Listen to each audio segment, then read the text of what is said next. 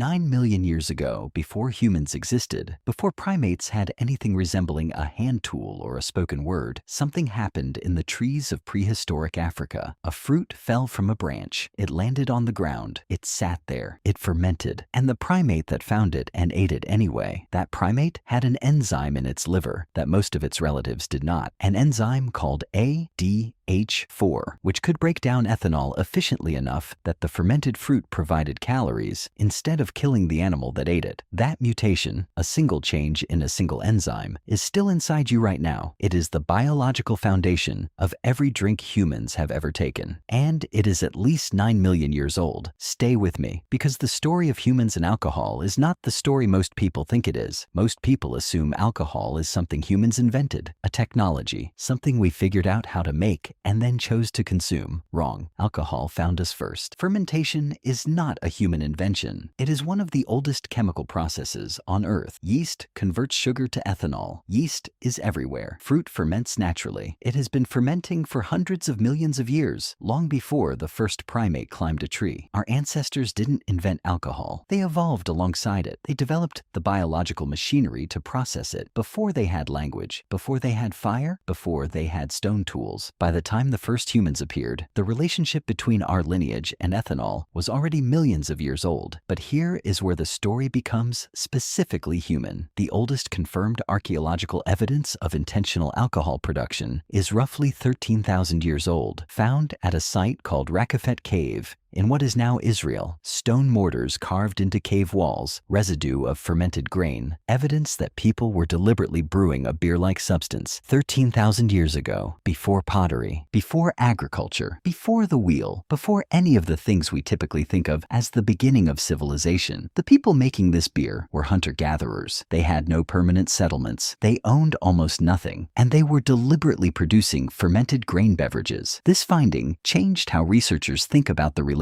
between alcohol and the development of human civilization, because the old assumption was that agriculture came first. Humans settled down, grew grain, accumulated surplus, and then discovered that some of that grain could be fermented. But the evidence increasingly suggests the causation may run in the opposite direction. Some researchers now propose that the desire for fermented beverages was one of the driving forces behind the development of agriculture itself, that humans didn't stumble into grain cultivation and then noticed they could make beer, that they deliberately began cultivating grain in part because they wanted a reliable supply of the ingredients needed to produce it deliberately. We didn't settle down and then discover alcohol. We may have settled down partly because of alcohol. Now here is what makes this biologically fascinating. Alcohol does something to the human brain that no other substance does in quite the same way. At low doses, it doesn't just make you feel good. It specifically reduces social anxiety. It lowers the inhibitions that make social interaction costly and risky. It makes strangers feel less threatening. It makes conversation easier. It makes cooperation feel more natural. For a species whose entire survival strategy depended on social cooperation, on forming alliances, maintaining group cohesion, trusting strangers enough to trade with them, these effects were not trivial. Researchers studying modern hunter-gatherer groups and early agricultural communities have documented something consistent. Shared alcohol consumption appears in virtually every human culture ever studied, not as recreation, as ritual, as ceremony, as the specific activity around which strangers became allies. Deals were sealed, gods were honored, and communities were bound together. Alcohol wasn't just something humans drank. It was a social technology, a tool for doing something that was genuinely difficult and genuinely important, building trust with other humans at scale. The neurochemistry is straightforward. Alcohol triggers oxytocin release, the same bonding hormone released during physical touch, during shared laughter, during close social contact. Shared drinking creates a neurochemical environment that is specifically conducive to trust formation. Ancient humans who shared fermented beverages together were not just relaxing, they were activating the same biological systems that evolution built for social bonding, and they were doing it with a group of people who might otherwise be strangers or rivals. Every ancient culture independently discovered this. The Sumerians had beer 5,000 years ago. and wrote about it extensively. Ancient Egypt had beer and wine so central to their civilization that workers on the pyramids were paid partly in beer. Ancient China produced fermented rice beverages at least 9,000 years ago. Indigenous cultures across the Americas, Africa, and Asia all developed their own fermented drinks independently on separate continents across thousands of years. The universality is not a coincidence. It is the same signal we see with every behavior that appears in every human culture independently. It solved a real problem. It did something useful. And the thing it did most usefully was make humans more able to cooperate with each other at the scale that civilization requires. And here is the final thing worth sitting with. The enzyme that started all of this, ADH4, the mutation that let our ancestors eat fermenting fruit 9 million years ago, is still in your liver right now. Every drink a human has ever taken goes through a piece of biological machinery that is 9 million years old. You didn't develop this relationship with alcohol. You inherited it from every primate ancestor that ever reached for a fermenting fruit on the forest floor and found that instead of being poisoned, they were fed. If you want to know, you know what to do.